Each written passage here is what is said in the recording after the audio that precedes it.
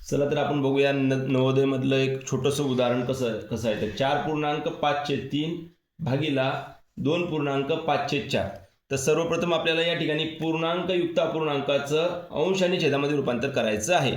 तर ते कसं करायचं आहे, तर या दोघांचा करायचा गुणाकार. या दोघांचा काय करायचं आहे आपल्याला, सर्वप्रथम गुणाकार आणि त्याच्यामध्ये हा अंश ॲड करायचा आहे. पहा मग आता 4 त्रिक 12, 12 मध्ये 5 मिळवले, 12 आणि 5 17/3 हे भागीला जसेच्या तसेच. याचं देखील आपल्याला अंश आणि छेदामध्ये रूपांतर करायचं.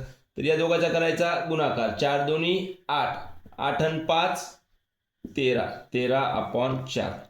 आता आपण याचा अंश आणि छेदामध्ये रूपांतर केलं तर 17/3 या भागाकाराचा आपल्याला या ठिकाणी करायचं आहे गुणाकार. आणि ज्यावेळेस आपण भागाकाराचा या ठिकाणी गुणाकार करतो त्यावेळेस या ठिकाणी छेद वरती जातो आणि अंश खाली जातो, म्हणजे 4 वरती जातील आणि अंश हा खाली येईल.